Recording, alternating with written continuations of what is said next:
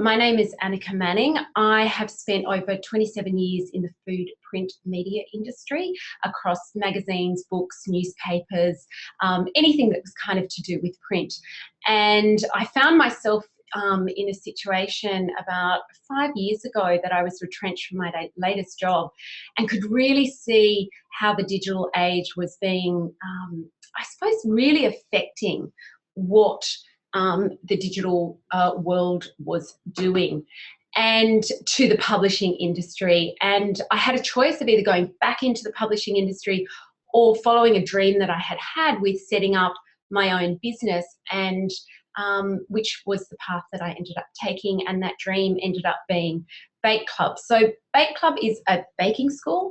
We have both online resources, but we also do face-to-face workshops and hands-on session, and we run this wonderful 6-month Make Me a Baker program, which I just adore hosting because it really it gives me, I suppose, the opportunity to share a lot of my experience and a lot of my knowledge that I have gathered over the years and years of both personal and professional experience that I have in the baking sphere. So enough about me. We are first going to go to, we'll get on to the questions, which is probably why you're all here. Anyway, so we're going to go to Melissa McDowell first. And Melissa, if you are here, just raise your hand and we can get you on and to get a live video happening with you. I haven't heard from her as yet. Oh, she has raised her hand. So let's get Melissa on, this is going to be fun. So I am going to just bring Melissa on, if I can do that. Okay. For some reason, I cannot see Melissa. I'm so sorry, Melissa. I'm not. Here we go. Melissa, I'm going to promote you and everyone can say hi to Melissa when she comes on. So Melissa's just coming on board. Sorry about the wait, everyone. Hi, Melissa. Can you hear, can you see us or hear us? Not sure. Melissa, yes, I can. Can you hear me? Oh, Melissa, hi. How are you? We don't have a video of you, but we can chat. Okay, great. So that's great. So please tell me your question. I've got it here in front of me, but you can tell everyone else what your question was. What I just wondered is how far can I melt butter and still use it for creaming butter and sugar and things like that? Because for some recipes I get, you're able to melt it reasonably till it's a bit lumpy, but it's actually still melty and it works well. Yes.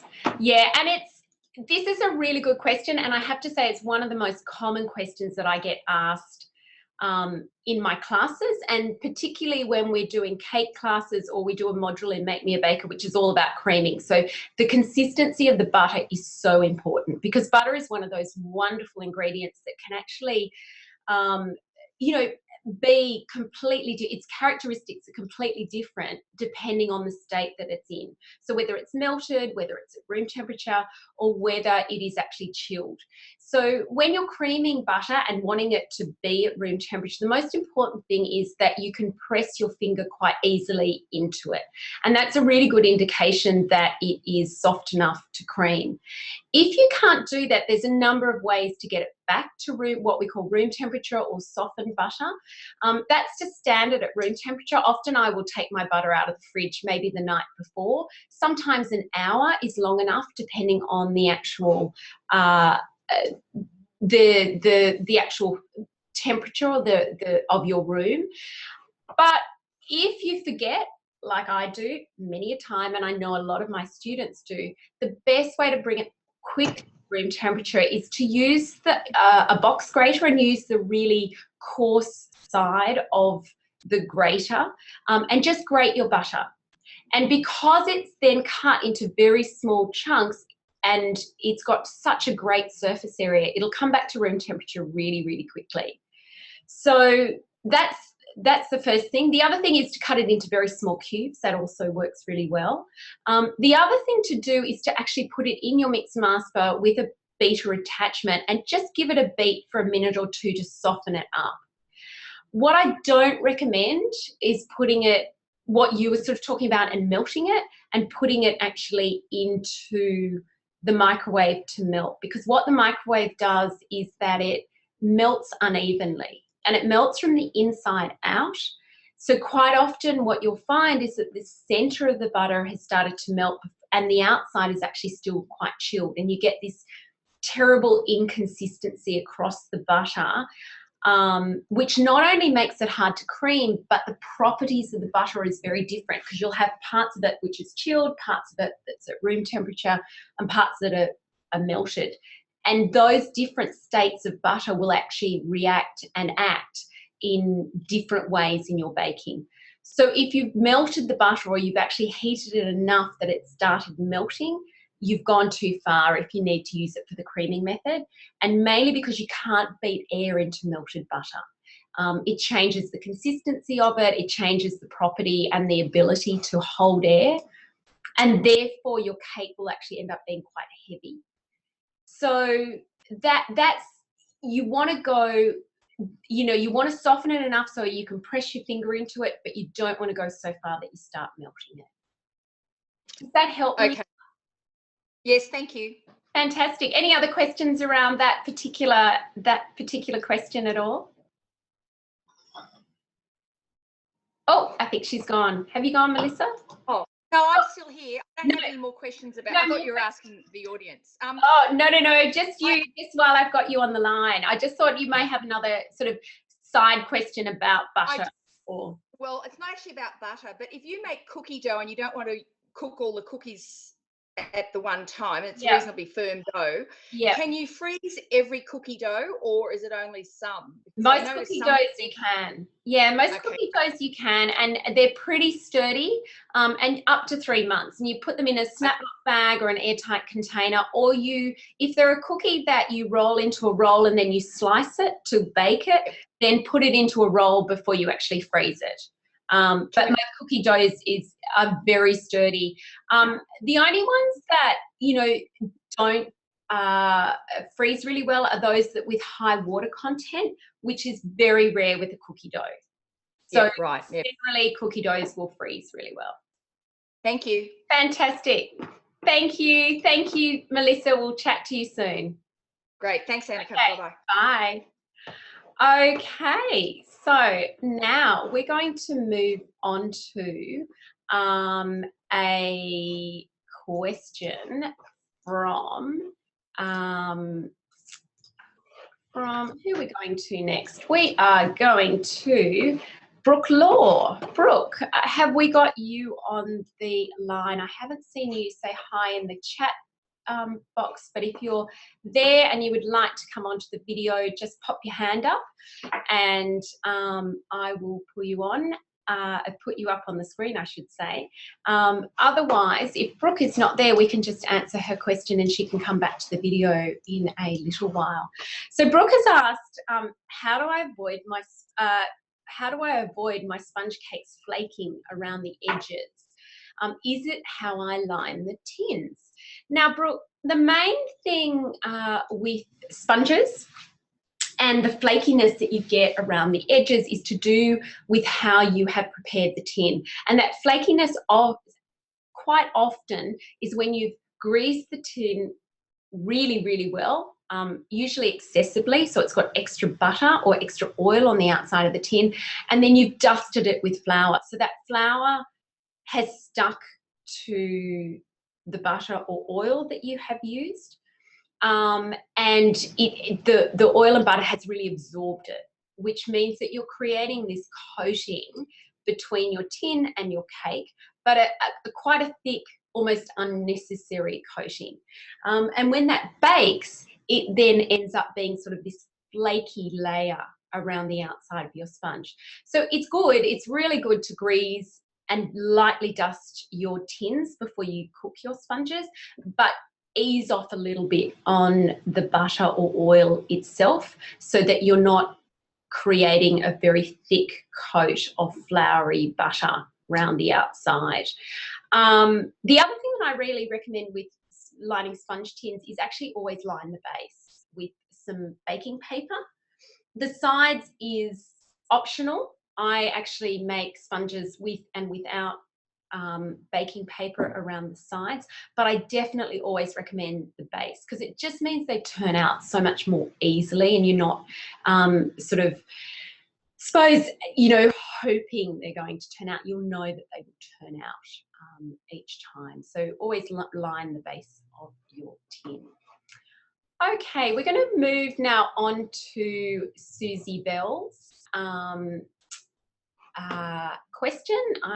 Susie, if you're on the line and you would like to join us as a video to have a chat, then please raise your hand. Otherwise, we will get onto your questions. So Susie has asked that what's the difference between using aluminium or light coloured cake tins and dark coloured enamel or non-stick cake tins? So it's a really good question, and it's definitely one I get asked a lot of. We use, you know, in our baking, we use a whole range of different baking tins, and they come in a absolute enormous range of finishes and gauges. And the gauge itself refers to the thickness and the heaviness of that tin. Now, why this is important, well, I suppose let's start with the finish of the tin. So generally tins that are made from uncoated stainless steel and aluminium, they have sort of a light colour to them, and they're going to create a light crust on your cake. And so too are those tins that are a light gauge. So if you've got a tin that feels heavier than another one, or lighter, I should say, than another one, the cake tin that feels the lightest is actually going to create a less thick crust. It's going to be quite thin. Now, at the other end of the scale of that, you get tins that are coated, and they're non-stick coatings quite often, or they have a dark coating to them. And you have tins also which are really heavy gauge. So they feel really heavy. They're good quality. They're going to last you a lifetime, but they feel really heavy. They're the tins that are going to create a really thick, nice, deep, golden crust that we all love traditionally on our cakes. Now, some of you may have had some experience with silicone and silicone cake tins. And what you may have found that there is no crust with silicone. And it's the tin and it's the metal and it's the heat against the cake that creates that, that crust. So just remember, the heavier the cake tin, the darker the coating on it, the thicker and darker your crust will be on your cake tins. There is some examples, and it's hard to sort of say exactly which ones, because there are so, as I said before, there are so many different types of cake tins. But sometimes the thicker ones and the ones with darker coating need a slightly less baking time. So if you are using a very heavy, really good quality non-stick cake pan, just check your cake about 5 minutes before the end of the baking time, just so you don't overcook it, because the thickness and that extra heat that it is absorbing and then passing onto your cake can actually cook it very quickly. So hopefully that's answered your question, Susie. Thank you so much for it, because it's a really common one that we get. So that's fabulous. Okay, so Irina, not sure if Irina is on the line also. I don't think she is, but Irina's actually one of our Make Me a Baker students this time at the moment. She's actually almost halfway through her Make Me a Baker program, and she travels up from Victoria every time she comes, which is just wonderful. It's great to have her in the kitchen. But she's asked this time, what causes largish holes and air tunnels, say in a tea cake, when it tastes fantastic regardless. So she's saying that the cake's wonderful, but it's got these great big tunnels through them. Now, the main thing with these, Irina, and particularly, I'm presuming your tea cake is based on the creaming method. So we're creaming butter and sugar together. And the largish holes sometimes appear if you're using a sugar that is a very large, has a very large granule. The grains of it are very large, so something like a demerara or a granulated white sugar. But also sometimes if the ingredients aren't evenly combined. I mean, you don't want to overmix your batter, but you certainly want to make sure that it's smooth and that it's well combined before you put it into the tin. Also, the other thing that you can do to help these air tunnels sort of disperse before the cake is actually cooked is actually just giving your cake just a few just gentle taps with the cake batter in it on your bench top. And what that does, it allows any big air pockets or big holes of air within the cake batter to rise to the top and eventually just pop once it goes into the oven. So that will help get rid of any of those sort of air pockets and air tunnels. That would be, it's a really good way to get rid of and make sure there are no of those air tunnels. But the main thing is just to make sure that that batter is really smooth and that it's well combined before you actually put it into the tin. So I hope that helps, Irina. Okay, so now we are going to, who's next? Kui Ying is next. And she has, and I can see that she's not on the line, so we won't get her on. It's a video chat. But she's asked a question about putting cherries or almonds, which she has already lightly floured, so they've got a light coating of flour on them, on top of her butter cake to bake it, but they always sink to the bottom. Now, again, this is a really great question, so thank you very much for it, Kui Ying. This one is a lot to do with the ingredients that are actually in your cake. So the main reason something like this would actually happen is that you've got a cake batter that's quite high in sugar. So when you use it in a cake, sugar's an amazing ingredient in baking, and it's not just there for sweetness. It does this whole range of things. There's actually 9 main things that sugar does in the cake. I won't go into them now, but just to know that sugar is a really important ingredient in baking. But what it does do with a cake batter is it thins it. So if you've got a cake batter that's quite high in sugar, those little sugar crystals, once it goes into the oven and that sugar is heated, it melts. It lets out moisture, and that obviously is additional moisture to your cake batter, which will thin it. Now, thinning the cake batter will mean that those cherries and almonds that are sitting on top are going to slightly sink down through your cake batter. If the consistency of the batter is thicker and it's slightly more sturdy, so something like a fruit cake often has quite a thick batter, it can hold up all of those fruits and suspend it throughout the batter itself.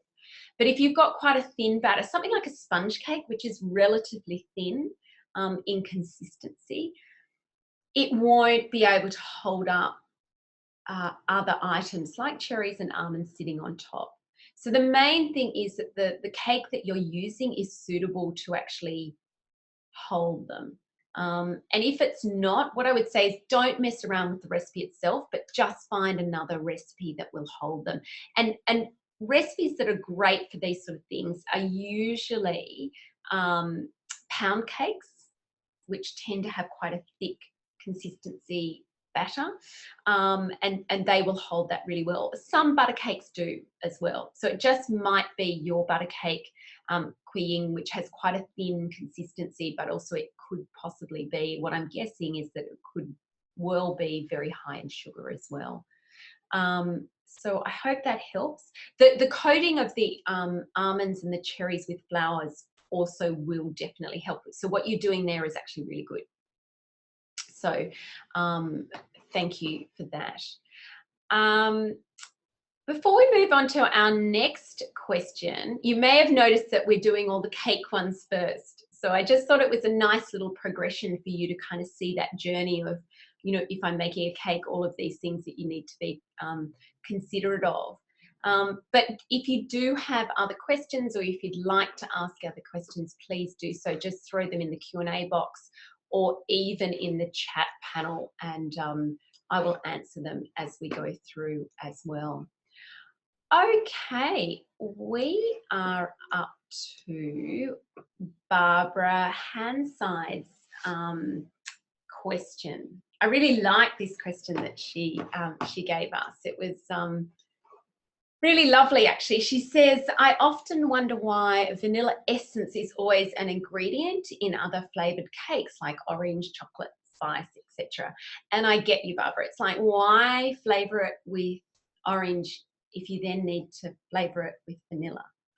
You know, it doesn't, logically, it doesn't make sense. I am very lucky.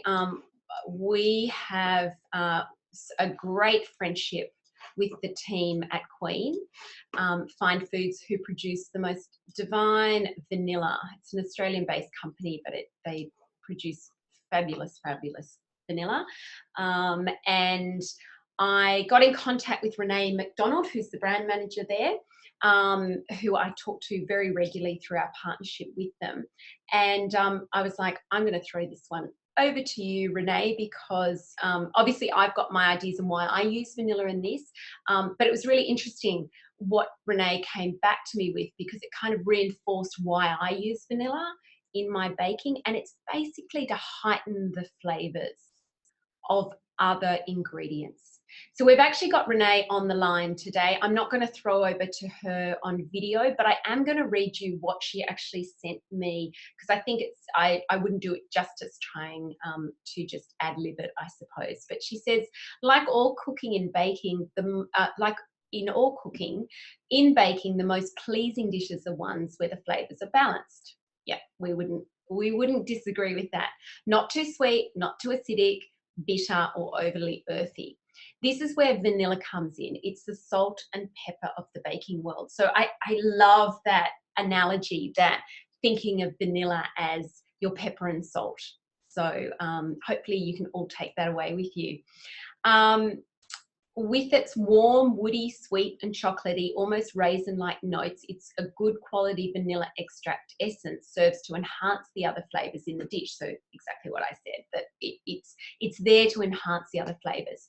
For example, vanilla gently rounds out the over-bitterness of cocoa, enhancing the chocolate notes, and gives a rounded, subtle, warming back notes to fruits, making orange and stone fruit dishes balanced. So it basically rounds out and brings out the best quality in the other flavours that are actually in your dish.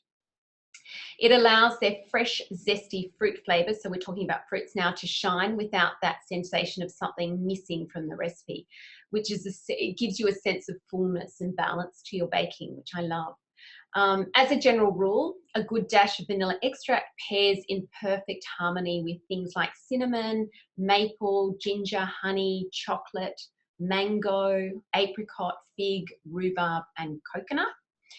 And she does say that you can use it with lime, passion fruit, lemon and berries, but you just need to be a little bit more careful and a little bit light-handed with those, because what you can do with those vibrant flavours or delicate flavours, you can actually overpower them with vanilla. So just go a little bit easy on those. But that's the reason why vanilla is used in sweet baking in conjunction with other flavours. So I'm hoping, Barbara, that helps answer your question. And thank you again to Renee for offering that very clear and very thorough explanation for us. It was great to have you on board. Renee and I are actually doing a masterclass on vanilla later in September. It's not available to book into at the moment, but will be in the next week or so. So if you'd like to, if you're sort of interested in something like that, it's going to be a really fabulous hands-on workshop where we're going to really delve into this really lovely and exotic flavour and how to use it, or how I suppose to get the most out of it in your baking, which is such an important part of baking, is using the ingredients that you use. And vanilla is one of the most used ingredients in baking. So it's a good thing to know. Talking of Renee, she actually also Renee McDonald asked a great question that I just could not resist answering, because I get this question asked so many times. I can't tell you, because we've all been through the cupcake phase, and a lot of us are still very much lovers of cupcakes. But she says, what causes my cupcake wrappers to pull away from the cupcake? It happens on both foil and paper, and how do I prevent it? Now, let me know if you have issues with cupcakes, just in the chat box. But the main reason for this is condensation or extra moisture around your cupcakes. And the reason for this, there's a number of reasons that actually causes that extra moisture. First one is under baking your cupcakes. So if you don't let them bake enough, the crust doesn't form really nicely, and the moisture of those cupcakes are lost very easily.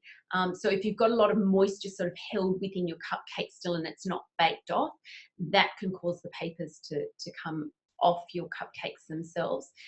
Standing them in the tin for too long before you actually move them to a cooling rack to cool them can also cause that moisture to condense around the inside of the cupcakes as they are cooling, so the moisture is coming out, or the steam is coming out of the cupcakes, and it's getting caught in that case, and then it'll peel away, obviously, as well. The other thing is not cooling them completely before you put them into a storage container. So obviously, if you're going to put them in a storage container, lid on, and then you've got this steamy environment, that will definitely pull or peel away your cupcake cases. The other thing that can also happen is that the cases you've bought themselves aren't really great quality. So the different cases have different qualities, like cake tins or whatever that you're using in the kitchen. But certainly cupcake wrappers, you can have all different types of quality of cupcake wrappers. And what I found in my experience, that the better quality ones, you've got more chance of them holding on to the outside of your cupcakes and lasting. And the last reason that can help this or cause these the cases to come away from the cupcakes is that when they are stored, they lose moisture. So when baked goods are stored for a number of days, they get staler. And the reason that they get staler, they're starches, so their sugar content changes, so that stales them. But the other thing that happens in the staling process is that moisture is lost. So when you lose moisture, it's got to go somewhere. And unfortunately, the paper wrappers absorb it, make them moist, and they peel away. So I'm really hoping, Renee, that's kind of helped solve your problems. And it may be that they're peeling away because a number of those things are happening, or it may be that only one of those things are happening and it's causing them to peel away. But I find if you can keep all of those things in mind when you're making and cooling your cupcakes, then you'll have far greater success, and you'll have nice little neat cupcakes with their cases still intact.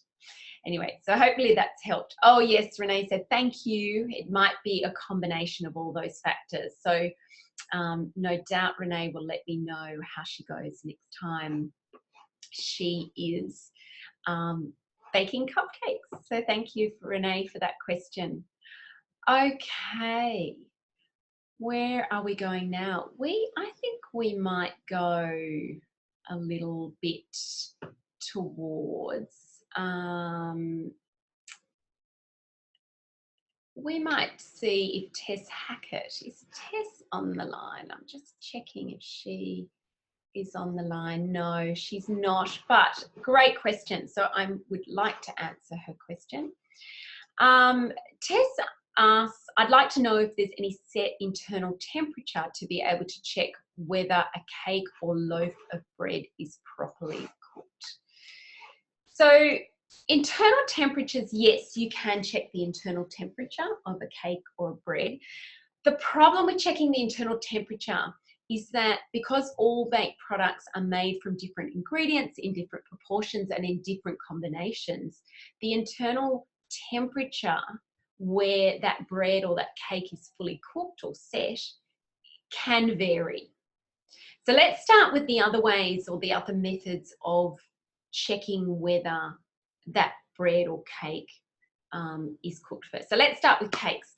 So what you can do is, the first thing that I do is actually just open the oven and give the cake a slight little light tap on the top of, because the top in the middle of the cake. What you want to do is firstly assess whether it's still a little bit runny in the center, and that's the first test. That's the very first port of call, basically, is to just test it with your fingers. A sponge cake and a butter cake should actually feel what they call pillowy with a sponge cake, or with a butter cake it'll have a soft but a firm to the touch kind of resistance to your touch. The next thing to check is whether it's starting to peel away from the outside of the tin. All cakes will actually start just giving a little bit of a gap between itself and the tin when it's starting to, when it's telling you that it's ready. And the third way to check is to actually take a skewer. Now, a skewer can either be a metal skewer, and they make them as cake testers, so you can use those, or you can use a bamboo skewer. And you just insert it into the center of the cake, take it out, and you can do that with muffins as well, so into the center of a muffin. Run your fingers along that skewer, and if it feels, it'll feel warm, but if it feels dry, it's not sticky, it's not gummy, then the cake is cooked. And then you can take it out and cool it. With breads, breads are a little bit trickier to judge, but what I find, tapping them on the top, if they're in a loaf tin, or if they're a free-form loaf and you can turn the loaf over and tap it on the bottom, it will sound really hollow. You'll actually get a hollow sound, and then use your skewer test as well. And then if you want to use an instant read thermometer, which you can buy at any good kitchenware store, you can actually then insert that into the center of your cake or your bread. What I would suggest is put it back in the hole where you put the skewer into. It should read at least 99 degrees Celsius, which is, I think, about 210 Fahrenheit from memory. And but make sure that it doesn't go right to the bottom. It doesn't hit the bottom of the tin, because if it hits the bottom of the tin, it's not going to give you an accurate reading. So it should be at least 99 degrees. But I would say the more practice you get and the more you make a particular cake or bread, the visual cues will give you enough information to work out whether your cake is cooked or not. But if you do want to use the thermometer, you're looking for 99 degrees or above. Hopefully that's helped. Good-o. So Jenny McDonald. Jenny, I'm just going to see if you are on the line. No, we don't have Jenny, but that's okay, because she's got another great question. And she says, when cooking in a convection oven, do you have to turn the slides, so she means oven trays, things like that, or cake tins part way through baking?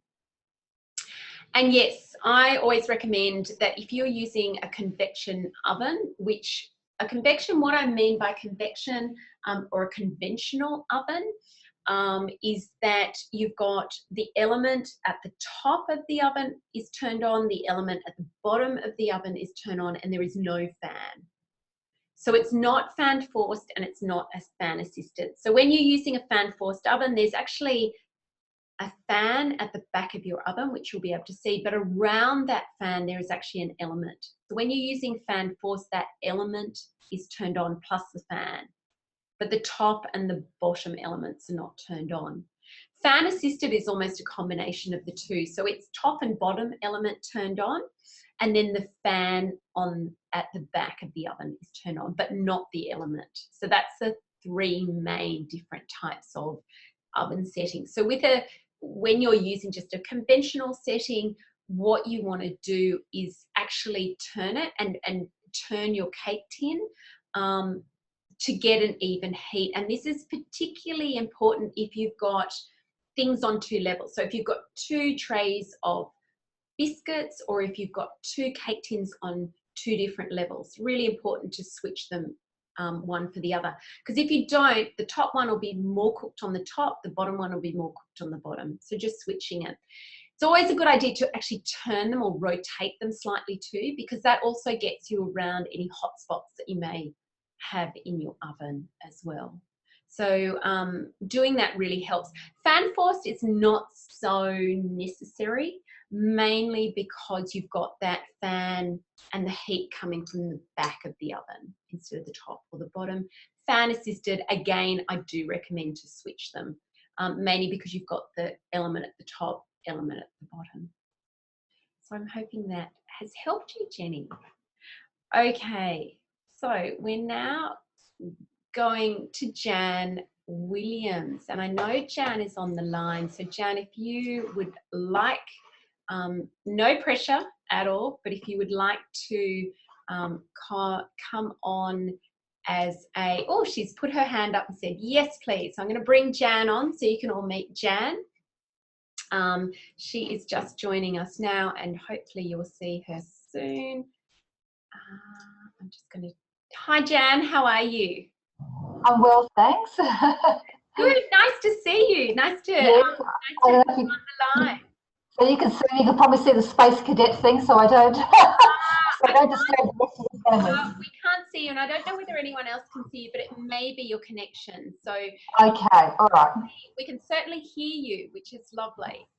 Oh, terrific. Look, I just wanted to find out about cakes. Just a couple of questions. One of them is, how do I get my cakes moist because they seem dry? Yep. And also, how do I get them to rise well? I find I have better success with packet cakes than if I actually make a cake from scratch. Oh, okay. I'm going to get you off those packet cakes to start. No,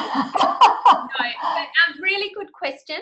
And I think a lot of it sometimes, Jan, comes down to the recipe itself. So if you the trouble in the world we live in at the moment, we can gather recipes from almost 100 different types of sources, and particularly Google and the internet has introduced a whole range of recipes that aren't necessarily that reliable.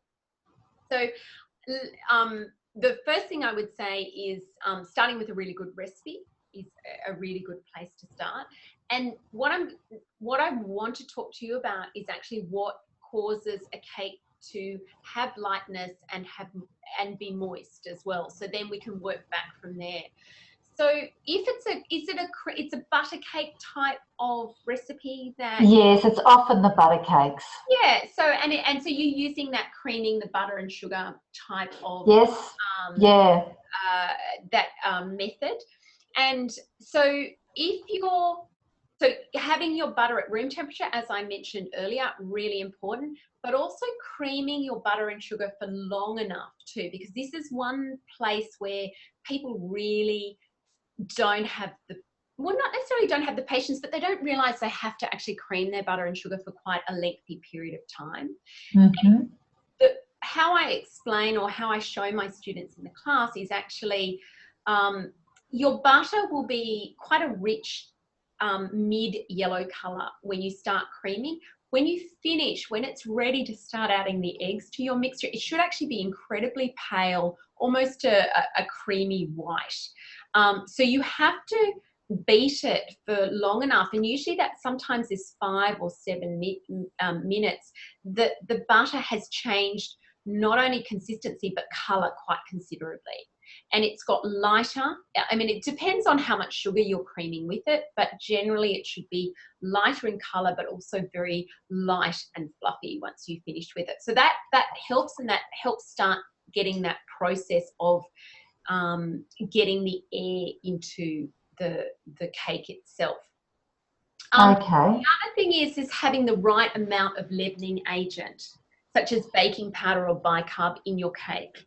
So if you have a cake that is based on plain flour and it doesn't have any added baking powder to it, it can actually end up being quite heavy. So that's the other thing. And the other reason that can actually cause quite a heavy non-risen cake is actually overbeating it. So once you start adding your flour to your mixer, it can actually cause the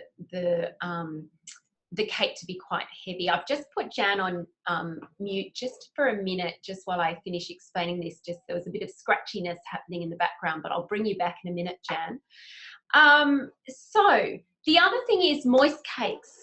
Good amount of sugar. Really important that you actually have a good amount of sugar in your cakes to add moistness. So as I was saying before, sugar adds moisture in the way once it actually melts, or that sugar is heated in the oven, it will melt and add moisture to your cake. So really important that it has a good amount of sugar. A lot of people go, I don't want to add, so much sugar to my cake, so I'm just going to take out all of it, but, say 2 tablespoons. And they don't realize that it actually has an overall effect on the outcome of that, the recipe itself. The other thing is to have the right kind of fat and the right amount of fat in your cake as well. So fats such as butter or oil are always my preferences, but it's also really important in stopping your cake from becoming dry. Needs to be in balance with other ingredients, obviously, but that also could be a reason. So the other thing, Jan, I was wondering whether if your cakes are dry, is your oven running hot? Because that could be a reason why the crust will actually set before the cakes had a chance to rise. Mm-hmm. So that whole crust around it will actually set, and so the rise, or the amount of rise you get, is very limited. So that could be a possibility. And the other thing is baking for too long, which could actually then make your cake quite dry as well. But as I said before, like, a really good balanced recipe is a really good place to start. And you can see there are sort of different factors, and it may be a combination of what I've just spoken about, or it could be just one of those factors that is actually causing your cakes to be sort of heavy and dry also. Does any of that resonate with you, or that's been really good, because I usually do preheat the oven, and most of the recipes are about 180 degrees. And I'm assuming, and I've just had a change of ovens, but my previous oven and this new oven, I'm still not getting good results with the cakes. So I'm wondering, sometimes it can be very wet not very wet, a little bit wet inside when I do a skewer test. Yes. But it's almost starting to pull away from the sides. Yes. So it's all, and then sometimes it's getting the dome effect. So I rush in to put alfoil over the top. Oh, you know what, Jan? You've just said the magic word. You've just said it don't. It said it domes. Is that? Yes. Okay. What's happening is that your oven is too hot. Oh. Yeah. So what's happening is that baking powder or the leavening agent in your cake is being activated really quickly, and it's got all very excited, and it's gone, I want to get out of here, and it lifts the cake and it domes it. All right. What's then happening is that the crust is forming around the outside of the cake and on the outside of the edges of the cake, and then stopping the rest of it lifting as well. So what I would do next time you make a cake, reduce the oven temperature by about 10 degrees, and then see what that happens. And I am absolutely almost 100% sure it's going to make the world of difference to your cakes. I Oh, think your perfect. oven's running hot. Oh, okay. Yeah. All right, well, I'll try that. It could possibly be because it's too hot. Yeah. Yeah. I think that might be right. I think that definitely might be right. So All right. go and let us know how you go. Terrific. Thank you very much. Pleasure, Jan. Okay, thank you. Bye-bye. Bye. Okay. Love that. Love that we can chat and sort it out on the spot, hopefully. But yes, hopefully Jan will come back to us with some good news. So Jodie Worthing, you are on the line, and if you'd like to join us as a panelist, please let me know, and or not as a panelist, as a sorry, as a on the video, just let me know. Just raise your hand. Jodie's put up her hand. Let's get you on, Jodie. So Jodie's just joining us now.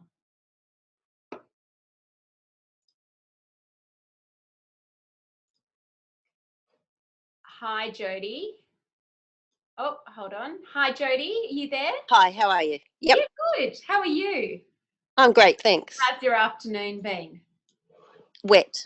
Oh, where are you again? I can't remember. Central Coast, New South Wales. That's right. Yes. Nice afternoon to be indoors and drinking tea, I think. Yeah.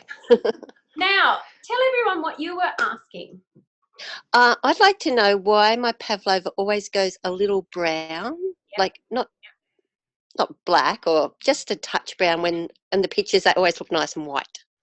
Yes, well, it's to do again, and I love this because it's all to do with oven temperature, this one, as well as sort of links back to Jan's question. But meringues and pavlovas love really gentle treatment.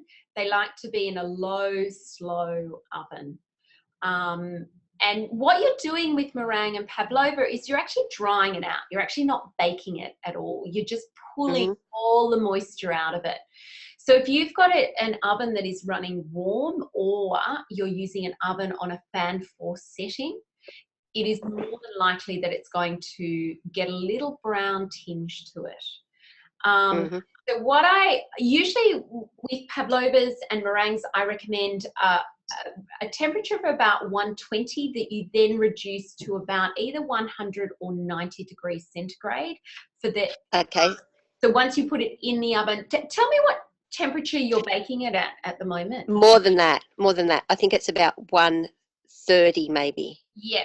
So you can start at 130, but just make sure you knock it right down to about 100 as soon as you put in the oven. I would even say if you're getting browning with that, put it in at 120 and knock it down straight away to about 100. And then for the duration of the baking, leave it at that lower temperature. And then what really helps if you want to get a really crisp meringue without colouring is turning the oven off and letting it cool in the oven. So the meringue cools down slowly, all that, any moisture that's left in the meringue or the pavlova will be drawn out, and you'll be left with a beautiful white, crisp meringue. So does that make sense? And yes, again, as I said, avoid using fan forced. So fan force. Yeah, I don't have fan force. Great. Well, you won't have a problem with that then. That's great, because fan forced can really be used for most baking, and it really is a fantastic setting to use for baking. But there are two things that I recommend not to use it for, and that is pavlovas and meringues, and also fruit cakes. Fruit cakes really like low, slow temperatures as well. So they sort of fall into the same category. But thanks, Jodie. That's great. Thanks a lot. Lovely to have you. We'll see you soon. Okay, bye-bye. Okay, let's see who's up next. We've only got about 5 minutes left. I think I'll probably only have chance maybe to answer one more question. I'll just see who is on the line, and we can see if we can answer someone's question who is already with us. I think I have Susan Bull. I'll just scroll through to you, through, I'm just trying to find your question, Susan, because I know it is here somewhere. Sorry, everybody, for I'm a lot better with a wooden spoon in my hand than I am with a computer. So you're going to forgive me for my slowness in finding what I need. So just bear with me just 1 second and I will find it. So we're up to Susan Ball. Thought I had a question from you, but I mustn't. So, okay. So, just wondering if anyone else is on the line and wanted to ask a question. Just let me know. Oh, here's Susan here. Sorry, no question, just interested in all the answers. Well, that's lovely, and it's just nice to have you here, Susan. So thank you very much anyway.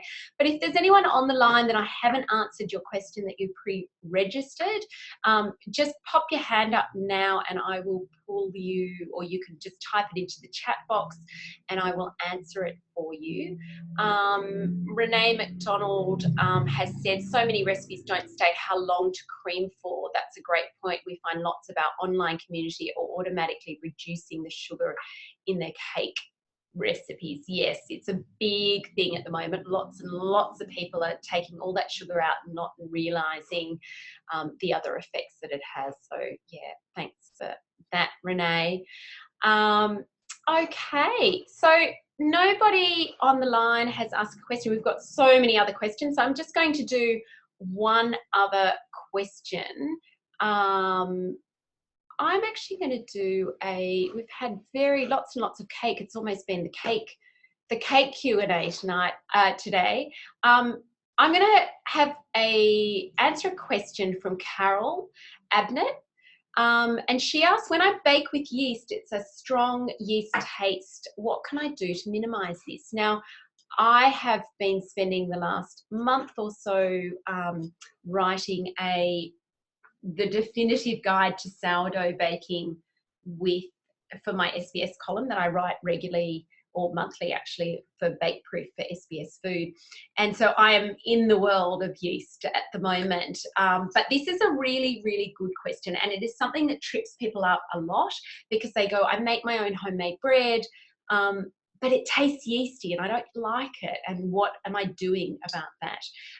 So this is a great one. Now, the main reason, Carol, that yeast breads taste yeasty is that they're being proved too quickly. So once you've combined the dough, you've kneaded it, and you've set it aside in a nice, warm, draft-free place, it's proving too quickly. So yeast is really happy between about 25 and 32 degrees, I find, the optimum temperature.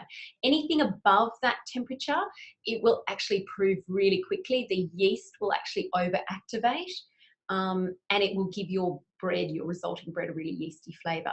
The other thing that can happen is that you've added too much yeast to your bread, so just reducing the amount of yeast that you're using, or you've proven it for too long. The other thing that can cause yeast to overactivate is that too much sugar has actually been added to the bread as well, because sugar is food for yeast. And the yeast feeds off it, it overactivates, and if you then, together with overproving it, it can be just a combination that will provide a really kind of unpleasant, yeasty, really strong yeasty flavour in your bread. So looking at those sort of things and reducing the proving time if you're in a really warm environment, then that will help, definitely. So thank you all so much for joining me. I've had fun. I was very nervous about the whole technical thing of doing a webinar because, as I said before, I'm not good with technical stuff. I'm great in the kitchen, not so good in front of a computer though. But thank you so much for joining me. Thank you for giving me an excuse to sit down and have a cup of tea with you. We will be doing these sessions in the future. We've just got to work out kind of, how often we're going to do them and get together, which is great. We'll be sending you all an email on Monday with a link to the video of today's session, so you can actually able to view it again. You can also have a look on our Facebook page, and the video will be up on the Facebook page now. We're actually streaming live now, but it will be there. And please comment on it. We'd love you to share the video. Use the hashtag the why of baking when you're sharing. If you've got any more questions, just add them to that thread as well. As I said to you before, we've got lots of online resources and recipes, so please go to our website and you'll find us at bakeclub.com.au. We'd love to have you in the Bake Club community, so if you're not already a member, please join us. It's for free, and there's all these amazing, fabulous baking benefits that you receive as a member. We'll also, on the website, you'll also find out all the information and dates of all our upcoming bake classes, as well as lots of information about our unique Make Me a Baker program. And as I said earlier today, it's kind of in the Bake Club kitchen, in these classes and within this program, that we really have time to sort of discuss things and explore them and discover the why of baking in depth. It's where the magic really happens, and it's here that I can actually stand by you in the kitchen and answer your questions. So if you're interested in any of those, please jump online, have a look, and let us know if you have any questions about any of those. I know a lot of you live not in Sydney and you're far flung. I know there's a couple of you actually from overseas that are on the line today, which is wonderful. So thank you for joining us. But if you're ever in Sydney and you're ever joining us, please look us up and come and visit us in one of our classes. Our next Make Me a Baker program starts in July, and that'll be going through to December. There are a couple of spots left. We would love you to join us. So jump online and have a look at all of those. And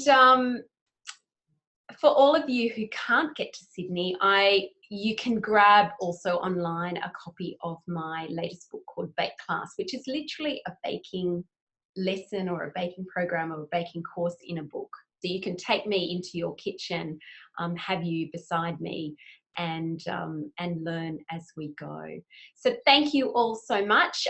Please leave a comment and how you found the session, whether you enjoyed it, whether it's something that you'd be interested in doing in the future, because I certainly would be. And if you'd like to have me back into your sitting room or into your kitchen, I'd love to be there. So as I said before, if you're sharing social media, use the hashtag the why of baking. And we'll see you soon. We'll send you an email on Monday and we'll be in touch with any links or any extra resources that may be useful to you. Okay, have a good afternoon. Goodbye, everyone.